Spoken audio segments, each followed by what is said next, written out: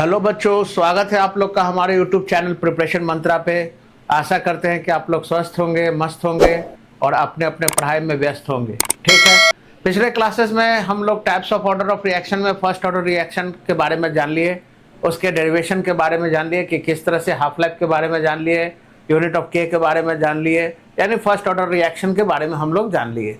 आज हम लोग दूसरे टाइप यानी जीरो ऑर्डर फर्स्ट ऑर्डर के बाद सेकंड ऑर्डर रिएक्शन के बारे में आज हम लोग जानेंगे। लेकिन उससे पहले हम लोग जानेंगे कि अगर कोई रिएक्टेंट एक रिएक्टेंट से दो अलग अलग प्रोडक्ट बन रहा हो, ठीक है, जैसे ए है, ए से टूटकर बी बन रहा है, सी बन रहा है, यानी पैरेलल पाथ रिएक्शन का केस हो, तो वैसे केस में आप लोग कैसे उसका रेट कांस्टेंट निकालेंगे। तो याद रखेंगे कि अगर पैरेलल पाथ रिएक्शन हो, ए से बी और सी अगर दोनों बन रहा है, बी मान लो कि बी का परसेंटेज एल्ड जो है वो x% है, सी का y% है, तो रेट कांस्टेंट के भी कैसे निकलेगा। बी का रेट कांस्टेंट निकालने के लिए क्या करेंगे कि जो ए का रेट कांस्टेंट है उसमें फ्रैक्शनल यील्ड ऑफ बी से मल्टीप्लाई कर देंगे, और सी का जो रेट कांस्टेंट है उसमें के इंटू फ्रैक्शनल यील्ड ऑफ सी से मल्टीप्लाई कर देंगे। यानी के बी निकालने के लिए k into fractional yield of B और के सी निकालने के लिए k into fractional yield of C हम लोग लिखेंगे। ठीक है, तो यहां से पैरेलल पाथ रिएक्शन का रेट कांस्टेंट यानी बी का और सी का यानी के बी और के सी आराम से निकाला जा सकता है, परसेंटेज यील्ड अगर उसका दिया हुआ हो तब। ठीक है, सेकंड ऑर्डर रिएक्शन के बारे में हम लोग जाने। सेकंड ऑर्डर रिएक्शन क्या है, तो आप लोग समझ रहे होंगे कि ऑर्डर कैसे निकालते हैं। तो रेट वाला एक्सप्रेशन दिया रहेगा और मोलर कंसंट्रेशन टर्म पे जो पावर होगा उस पावर से ही ऑर्डर निकलता है आप लोग का। तो सेकंड ऑर्डर रिएक्शन में मोलर कंसंट्रेशन टर्म पे पावर कितना होगा, 2 होगा।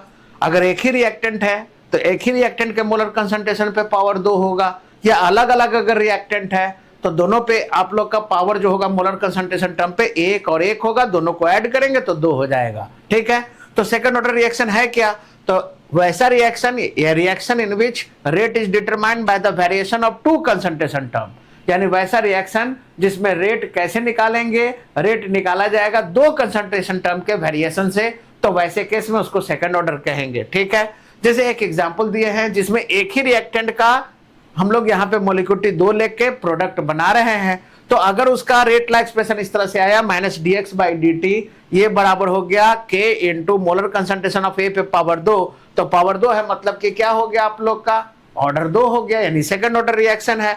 मान लो कि टाइम 0 था तो इसका कंसंट्रेशन a था, dt टाइम के बाद उसका कंसंट्रेशन टूटकर a-x हो जाता है, तो a का कंसंट्रेशन क्या हो जाएगा आफ्टर टाइम dt, तो ये हम लोग लिख सकते हैं -dx/dt ये बराबर क्या हो जाएगा k इंटू a-x का होल स्क्वायर। ठीक है, इस इक्वेशन को जब आप लोग सॉल्व करोगे तो k का वैल्यू कितना आएगा, तो k का वैल्यू आएगा 1/t है ना, इंटू x/a इंटू a-x। ये याद रखिएगा, इसी फॉर्मूला पे आप लोग न्यूमेरिकल बनाइएगा, यानी सेकंड ऑर्डर का रेट कांस्टेंट का जो इक्वेशन आएगा डिराइव करके वो कितना आएगा, वो होगा k बराबर 1/t into x/a into a-x। ठीक है, इसको याद रखना है। इसी पे आप लोग का इस तरह का यानी एक ही रिएक्टेंट का अगर 2 मोल है उसका अगर रेट कांस्टेंट या टाइम पूछेगा तो आप लोग इस फार्मूला से उसको निकाल सकते हैं। ठीक है, एग्जाम्पल कौन होगा इस तरह का, है ना, तो हम लोग वैसे एग्जाम्पल लिए हैं जिसमें ऑर्डर ऑफ मोलिक्युलिटी दोनों 2 होगा। जैसे ओजोन 2 मोल टूटकर मान लो कि 3 मोल ऑफ O2 दे देगा, है ना, Cl2 वो 2 मोल टूटकर 2Cl2 प्लस O2 दे देगा, है ना, इसी तरह से NO2 2 मोल टूटकर 2NO प्लस O2 दे देगा। इसका रेट ला एक्सप्रेशन निकालोगे तो -dx/dt k इंटू ओजोन का कंसंट्रेशन पे पावर कितना आएगा, 2 आएगा, इसमें भी 2 आएगा, इसमें भी 2 आएगा, यानी सेकंड ऑर्डर रिएक्शन है ये इस टाइप वाला। तो इस टाइप वाला जो भी आप लोग का रिएक्शन होगा उसका k या t निकालने के लिए t इधर ले जाओगे तो k नीचे आ जाएगा, तो आप लोग आसानी से इस फार्मूला से आप लोग रेट कांस्टेंट या टाइम ऑफ कंप्लीशन निकाल सकते हो सेकंड ऑर्डर रिएक्शन का। ठीक है, इस केस में ग्राफिकल रिप्रेजेंटेशन की बात करें तो आप लोग देख रहे हो कि अगर एक ही रिएक्टेंट का 2 मोल लेके अगर हम लोग अगर बनाएंगे तो उस केस में आप लोग का t का वैल्यू कितना आएगा, t का वैल्यू आएगा 1/k into x/a into a-x। ठीक है, तो इस फॉर्मूला से टाइम ऑफ कंप्लीशन निकल जाएगा आप लोग का। और रह के बाद ग्राफिकली कैसे समझोगे, तो यहाँ पे हम लोग देख रहे हैं कि यहाँ पे टाइम और 1/a के बीच में क्या रिलेशन है, तो टाइम 1/a का डायरेक्टली प्रोपोर्शनल है, है ना, यानी ये आप लोग का कांस्टेंट है, ये हटा के प्रोपोर्शन का साइन मारेंगे तो टी डायरेक्टली प्रोपोर्शनल हो जाएगा 1 कंसंट्रेशन के। तो इसका मतलब है कि यहां पे आप लोग देख रहे हो कि जैसे जैसे टाइम बढ़ेगा 1 कंसंट्रेशन भी बढ़ेगा। कौन से ऑर्डर में? सेकंड ऑर्डर में, है ना। 1 कंसंट्रेशन बढ़ेगा मतलब क्या हुआ कि कंसंट्रेशन घटेगा, समय के साथ साथ कंसंट्रेशन घटेगा, कंसंट्रेशन घटेगा या 1/a बढ़ेगा। तो ये आप लोग का सेकंड ऑर्डर का ग्राफ हो जाएगा, concentration versus time graph. Rate versus concentration का ग्राफ प्यारे बच्चों किस तरह से आएगा? तो हम लोग जान रहे हैं कि रेट कैसे निकलेगा, -dx/dt, ये डायरेक्टली प्रोपोर्शनल होगा मोलर कंसंट्रेशन पे पावर 2 के। तो अगर कंसंट्रेशन पे पावर 2 है और रेट और कंसंट्रेशन का ग्राफ लेंगे तो डायरेक्टली प्रोपोर्शनल होगा, यानी स्ट्रेट लाइन आएगा, यानी सेकंड ऑर्डर हो जाएगा। ठीक है। अगर मान लो अभी तो हम लोग ये ग्राफ जो है, जो हम लोग जो भी लेके चल रहे थे उसमें एक ही रिएक्टेंट का 2 मोल लेके चल रहे थे। अगर अलग अलग रिएक्टेंट है और उसका अगर एक एक मोल अगर लेकर चले या एक एक मोलिक्यूल अगर लेके चले तो वैसे केस में सेकंड ऑर्डर रिएक्शन वो भी होगा। यहां भी देख रहे हो कि अगर इसका रेट ला एक्सप्रेशन निकाले तो इस पे भी पावर 1, इस पे भी पावर 1, है ना। तो ऐसे केस में जब टाइम 0 था तो मान लो इसका कंसंट्रेशन ए था, इसका कंसंट्रेशन बी था, अलग अलग मान लो लेके चल रहे हैं। टाइम dt टाइम के बाद इसका कंसंट्रेशन a-x हो गया, इसका b-x हो गया, क्योंकि कुछ समय के बाद क्या होगा, ए और बी दोनों में से टूटेगा, क्योंकि रिएक्टेंट टूटेगा तभी ना उससे प्रोडक्ट बनेगा। तो मान लो कि यहाँ पे t टाइम के बाद या dt टाइम के बाद ये a-x हो गया, b-x हो गया। तो इसका रेट ला एक्सप्रेशन कैसे लिखेंगे? -dx/dt, ये बराबर क्या हो जाएगा, k इंटू a-x पे पावर 1 b-x पे पावर 1, यानी दोनों पावर को ऐड करेंगे तो सेकंड ऑर्डर होगा। इसको सॉल्व करेंगे तो k का वैल्यू कितना आ जाएगा, 2.303 by t into a-b log 10 b into a-x by a into b-x। यानी अगर अलग अलग रिएक्टेंट और अलग अलग उसका कंसंट्रेशन लेके चले तो उसका रेट कांस्टेंट निकालने के लिए कौन फॉर्मूला यूज करेंगे, k बराबर 2.303 by t a-b log 10 b into a-x by a into b-x। इस फॉर्मूला से हम लोग आसानी से क्या करेंगे, आसानी से हम लोग रेट कांस्टेंट निकाल लेंगे। या अगर टाइम ऑफ कंप्लीशन निकालना है तो t को इधर ले आएंगे तो ये क्या हो जाएगा, t बराबर हो जाएगा 2.303 बाई k इंटू a-b और इधर हो जाएगा आप लोग का log 10, है ना, b इंटू a-x, है ना, बाई a इंटू b-x। ठीक है। तो यहां से आप लोग इस तरह से हम लोग टाइम ऑफ कंप्लीशन भी निकाल सकते हैं। तो दोनों का केसेस देख लिए। अगर मान लो कि एक ही का अगर है तो वहां टाइम निकालने के लिए 1/k into x by a into a-x use करेंगे, और अगर अलग अलग मोलर कंसंट्रेशन ले लिया गया है तो टाइम निकालने के लिए 2.303 by k into a-b log 10 b into a-x by a into b-x। इसको सॉल्व करके इस इक्वेशन को हम लोग ला सकते हैं। ठीक है। तो ये फॉर्मूला याद रखिएगा कि दोनों ही केसेस में कौन सा किस फॉर्म में सेकंड ऑर्डर दिया हुआ है, दोनों ही फॉर्मों में हम लोग काम कर लेंगे। ठीक है। इसी तरह से अगर हम लोग बात करें अब सेकंड ऑर्डर के कैरेक्टरिस्टिक्स की बात करें कि क्या होगा सेकंड ऑर्डर रिएक्शन का कैरेक्टरिस्टिक्स, तो यहां पे हम लोग बात कर ले सबसे पहला कि यूनिट ऑफ के कैसे निकलेगा, है ना। के का यूनिट तो आप लोग को पता है कि के का यूनिट कैसे निकलता है ना। ओवरऑल फार्मूला हम लोग अगर यूज करें 1 बाई कंसंट्रेशन पे पावर n-1 इनटू क्या होता है आप लोग का टाइम इनवर्स। तो यहाँ पे सेकंड ऑर्डर के लिए क्या हो जाएगा, तो n का वैल्यू 2 हो जाएगा, 2 - 1 कितना हो जाएगा 1, यानी हो जाएगा 1 बाई कंसंट्रेशन, है ना, इनटू क्या हो जाएगा टाइम इनवर्स। कंसंट्रेशन का मतलब हुआ मोलरिटी, मोलरिटी का मतलब हो गया आप लोग का मोल पर लीटर, है ना, मोल पर लीटर इनटू क्या हो जाएगा आप लोग का टाइम इनवर्स। ऊपर लाएंगे तो ये हो जाएगा आप लोग का मोल इनवर्स, लीटर -1 ऊपर जाएगा तो लीटर इनटू हो जाएगा टाइम इनवर्स। तो ये हो गया यूनिट किसका, के का यूनिट आप लोग आसानी से निकाल सकते हो प्यारे बच्चों। ठीक है। आशा करते हैं कि समझ में आ रहा होगा आप लोग को। ठीक है। अब इसी तरह से अगर हाफ लाइफ पीरियड निकालना हो तो कैसे निकालेंगे, टू कैलकुलेट टी हाफ, है ना, यानी टी हाफ को हम लोग क्या बोलते हैं, हाफ लाइफ पीरियड निकालना हो सेकेंड ऑर्डर रिएक्शन का तो कैसे निकलेगा। तो आइए half life period second order वाले का कैसे निकालेंगे। तो ऐसे केस में हम लोग जानते हैं क्या आया था इस इक्वेशन के लिए कि 2 से 2 मोल ऑफ ए अगर रिएक्ट करके प्रोडक्ट बना रहा है तो वैसे केस में आप लोग का टी का एक्सप्रेशन क्या आया था, ये आया था 1/k into x by A into a-x, ये आया था आप लोग का प्यारे बच्चों। तो अगर मान लो हमारा कि टाइम जो है टी अगर टी हाफ हो जाएगा तो क्या होगा, यानी कोई भी टाइम मतलब अगर 50% कंप्लीशन की बात अगर कर रहे हैं हाफ लाइफ पीरियड में, तो अगर हाफ लाइफ अगर पीरियड हो जाएगा तो x का वैल्यू कितना हो जाएगा, ये हो जाएगा a/2, यानी टूटेगा कितना, 50% कंप्लीशन का मतलब क्या होता है, आधा टूट गया आधा बच गया। तो जाहिर सी बात है कि कितना टूटा, a/2 को हम लोग लिख सकते हैं ना 0.5a, है ना। तो a - x कितना होगा आप लोग का, ये भी होगा, यानी टूटा कितना आधा, तो बचेगा कितना, तो बचेगा भी आधा, तो ये भी हो जाएगा a/2, यानी इसका भी वैल्यू हो जाएगा 0.5a। अब इस चीज को यहाँ पे अगर रखें, t को अगर हम लोग रिप्लेस कर दे किस चीज से, t½ से, तो ये बराबर क्या हो जाएगा 1/k, इनटू क्या हो जाएगा आप लोग का, इनटू x का वैल्यू कितना हो जाएगा 0.5a, अब y कितना हो जाएगा a इंटू फिर a - x 0.5a, 0.5a से 0.5a कैंसिल हो जाएगा, तो t½ का वैल्यू कितना आ जाएगा, t½ बराबर हो जाएगा 1/ka, है ना, यानी t½ का वैल्यू आ जाएगा 1/ka। 1/ka का मतलब आप लोग समझ रहे हो कि t½ जो है ना, यानी कि यहाँ से हाफ लाइफ पीरियड निकल जाएगा, k मालूम है, इनिशियल कंसंट्रेशन मालूम है, तो हाफ लाइफ पीरियड निकल जाएगा, यानी half life period initial concentration का इन्वर्सली प्रोपोर्शनल होगा, यानी हम लोग कह सकते हैं कि t½ इन्वर्सली प्रोपोर्शनल हो जाएगा 1/a के सेकंड ऑर्डर के लिए। तो यहां से हम लोग कह सकते हैं कि अगर कंसंट्रेशन, यानी अगर इनिशियल कंसंट्रेशन में अगर बदलाव होगा तो उसका हाफ लाइफ पीरियड भी बदलेगा, यानी जितना ज्यादा इनिशियल कंसंट्रेशन है, अगर इनिशियल कंसंट्रेशन अगर ज्यादा होगा किसी रिएक्टेंट का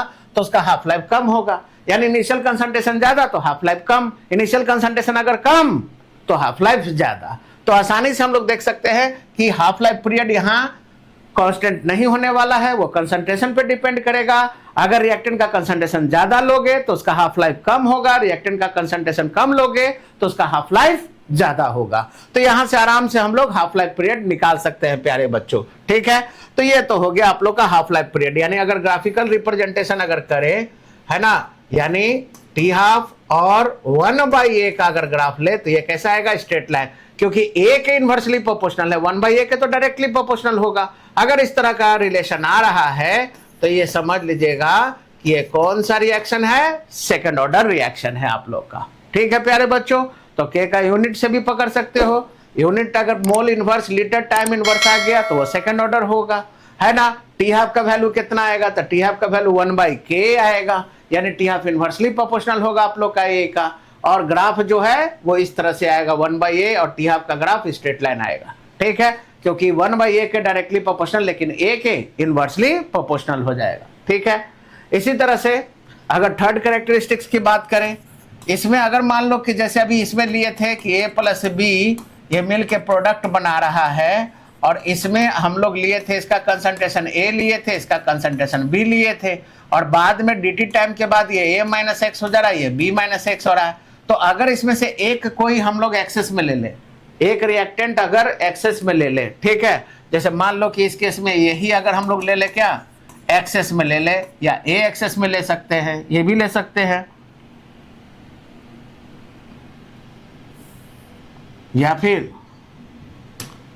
ये अगर हम लोग एक्सेस में ले लें, है ना। तो वैसे केस में क्या हो जाएगा आप लोग का, यानी हम लोग लिख दें कि इफ वन ऑफ द, है ना, यहाँ पे इसका इक्वेशन क्या आया था, याद कीजिएगा, t बराबर क्या था आप लोग का, या k बराबर निकाल लें, k बराबर क्या आया था 2.303 by t into a - b log 10 b into a - x by a into b - x, ये आया था आप लोग का। अगर इस फॉर्म में रहेगा तो अगर मान लो ये अगर ऐसा रहेगा, ठीक है, अगर ऐसा रहेगा तब, ठीक है, तो अगर मान लो कि if one of the concentration, है ना, इज टेकन इन एक्सेस, है ना, अगर मान लो कि दो में से एक कंसंट्रेशन को एक्सेस में ले लिया जाए, जैसे स्यूडो फर्स्ट ऑर्डर का केस आप लोग पढ़े थे वही वाला, कि अगर दो रिएक्टेंट में से एक रिएक्टेंट अगर एक्सेस में ले लिया जाए तो रेट उस एक्सेस वाले जो रिएक्टेंट होते हैं, जो एक्सेस कंसंट्रेशन में जो रिएक्टेंट लिया जाता है उस पर डिपेंड नहीं करता आप लोग का, और ऐसे रिएक्शन को हम लोग स्यूडो फर्स्ट ऑर्डर, यानी उस पर डिपेंड करता है जो एक्सेस में नहीं लिया जाए। तो ऐसा ही केस आया था स्यूडो यूनिमोलिकुलर या स्यूडो फर्स्ट ऑर्डर के केस में। तो यहाँ पे हम लोग क्या देख रहे हैं कि अगर मान लो कि एक रिएक्टेंट को अगर हम लोग एक्सेस में ले लिया जाए, है ना, if one of the concentration is taken in excess, मान लो यहाँ थोड़ा देर के लिए कि ए काफी ज्यादा है, मान लो किससे, बी से। तो अगर एक कंसंट्रेशन अगर ज्यादा होगा, है ना, यानी एक रिएक्टेंट का कंसंट्रेशन अगर ज्यादा हो जाए, ठीक है, दूसरे रिएक्टेंट के कंसंट्रेशन से, तो वैसे केस में क्या होगा, तो यहाँ ए को मान लीजिए हम ज्यादा मान लिए हैं बी से, तो ऐसे केस में क्या क्या हो सकता है, तो a माइनस बी का वैल्यू किसके बराबर हो जाएगा, ए के, क्योंकि ये एक्सेस में है आप लोग का। और उसी तरह से a माइनस एक्स का वैल्यू किसके बराबर हो जाएगा, ये भी a के, क्योंकि ये एक्सेस में है ना। तो ये अगर बहुत ज्यादा है तो उसके मुकाबले में जो डिस्ग्रेशन है या दूसरा कंसंट्रेशन अगर कम है, तो कम है तो बहुत ज्यादा में से बहुत कम अगर घटाएंगे तो वो लगभग ना के बराबर उसका डिक्रीज होगा, और वही वैल्यू हम लोग लेके चलेंगे। तो a माइनस बी का वैल्यू a के बराबर, a माइनस एक्स का वैल्यू भी नियर अबाउट a के बराबर, तब हमारा फॉर्मूला जो है वो मॉडिफाई हो जाएगा। तो अब हमारा k क्या हो जाएगा, k बराबर हो जाएगा 2.303 बाई टी, और a माइनस बी के जगह पे हम लोग क्या ले लेंगे, a ले लेंगे आप लोग का। इधर क्या हो जाएगा आप लोग का log 10 b into a minus x के जगह क्या ले लेंगे, a ले लेंगे, यानी ये हो जाएगा आप लोग का कितना, b इंटू ए हो जाएगा आप लोग का। और उसी तरह से इधर क्या है आप लोग का, a इंटू हो जाएगा b माइनस एक्स, ठीक है। तो यहाँ से a और a क्या हो जाएगा, कैंसिल हो जाएगा। तो यहाँ पे हम लोग का क्या हो जाएगा, a से a कैंसिल, तो अब हमारा क्या हो जाएगा, k इंटू इस a को इधर ले आए, ये बराबर हो जाएगा आप लोग का 2.303 बाई टी, है ना। इधर क्या हो जाएगा log 10 b by b minus x, ठीक है। और k इंटू ए ये भी एक्सेस में है, ये भी कांस्टेंट में है, तो इन दोनों के बदले में एक नया कांस्टेंट ले लेते हैं k डैश। तो k डैश बराबर हो जाएगा 2.303 बाई टी log 10 इधर b minus b by b minus x, है ना। यहाँ पे आप लोग को क्या लिए है कि k डैश का वैल्यू जो है वो किसके बराबर है, k इंटू ए के बराबर है ना। यहाँ पे हम लोग लेके चले, ठीक है। तो यहाँ पे देखो तो ये इक्वेशन जो है ये तो फर्स्ट ऑर्डर वाला रिएक्शन था, है ना, फर्स्ट ऑर्डर वाला इक्वेशन आ गया। यानी अगर सेकेंड ऑर्डर में दो रिएक्टेंट में से एक रिएक्टेंट अगर एक्सेस में ले लिया जाए तो वैसे केस में वो इक्वेशन कन्वर्ट हो जाएगा किस चीज में, फर्स्ट ऑर्डर में। यानी ये जो सेकंड ऑर्डर वाला जो आप लोग का इक्वेशन था वो कन्वर्ट हो गया फर्स्ट ऑर्डर में। यानी ये केस हो जाएगा आप लोग का किस चीज का, यानी ये केस हो जाएगा स्यूडो फर्स्ट ऑर्डर रिएक्शन का, ठीक है। यानी अगर एक कंसंट्रेशन एक्सेस में ले लिया जाए तो वो सेकंड ऑर्डर वाला जो आप लोग का इक्वेशन है ना, या एक्सप्रेशन है, वो कन्वर्ट कर जाएगा किस चीज में, फर्स्ट ऑर्डर में। तो ये फर्स्ट ऑर्डर रिएक्शन का केस हो जाएगा। तो आप लोग समझ गए होंगे कि किस तरह से सेकंड ऑर्डर रिएक्शन में क्या क्या आएगा। एक ही रिएक्टेंट का दो मोल लेके भी प्रोडक्ट बना सकते हैं, तो उसका इक्वेशन अलग लेंगे। उस केस में आप लोग का k का वैल्यू जो है 1/t into x by A into A minus X use कर लेना है। और अगर मान लो कि अलग अलग रिएक्टेंट है और बी और दोनों का कंसंट्रेशन अलग अलग लिया गया है, तब k निकालने के लिए 2.303 by T into A minus B log 10 b into A minus X by A into B minus X use कर लेना है आप लोग का, है ना। k का अगर यूनिट की बात करें तो वो कैसे निकलेगा, तो वो निकलेगा आप लोग का वही फॉर्मूला 1 बाई कंसंट्रेशन पे power n-1 into time inverse. Second order है तो n का वैल्यू 2 कर देना है, 2 - 1 1 हो जाएगा। यानी k का यूनिट हो जाएगा 1 बाई कंसंट्रेशन पे 1 by concentration into time inverse, यानी हो जाएगा इसका मोल इनवर्स लीटर टाइम इनवर्स, ठीक है। और टी हाफ जो है वो a के इनवर्सली प्रोपोर्शनल होगा आप लोग का, यानी टी हाफ का वैल्यू 1 बाई k के बराबर होगा। और रह गई बात आप लोग का कि अगर एक रिएक्टेंट अगर एक्सेस में ले लिया जाए दो में से, तो वैसे केस में वो स्यूडो फर्स्ट ऑर्डर वो कहलाएगा, यानी वो सेकंड ऑर्डर कन्वर्ट हो जाएगा किस चीज में, फर्स्ट ऑर्डर में, ठीक है बच्चों। तो आशा करते हैं कि समझ में आ रहा होगा आप लोग का कि क्या है सेकंड ऑर्डर रिएक्शन।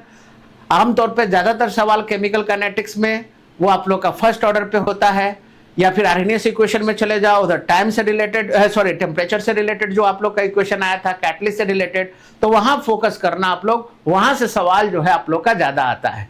तो जाहिर सी बात है कि केमिकल काइनेटिक्स में आप लोग का जो इंपॉर्टेंट जोन है वो है factors affecting the rate of reaction, जिसमें सबसे इंपॉर्टेंट है आप लोग का टेम्परेचर वाला फैक्टर, ठीक है। और उसके बाद अगर ऑर्डर पे आ जाओ, ऑर्डर ऑफ रिएक्शन की बात आ जाए, तो वहां पे आप लोग का सबसे इंपॉर्टेंट है आप लोग का फर्स्ट ऑर्डर, उसके बाद फिर zero order, second order, third. तो फर्स्ट ऑर्डर पे ज्यादा काम करना है, टेम्परेचर पे ज्यादा काम करना है, लेकिन ये भी दिमाग में रखना है। तो इसी तरह का वीडियो को ज्यादा से ज्यादा देखने के लिए हमारे चैनल को सब्सक्राइब कीजिए, वीडियो को लाइक कीजिए, शेयर कीजिए, सपोर्ट कीजिए और बने रहिए हमारे साथ।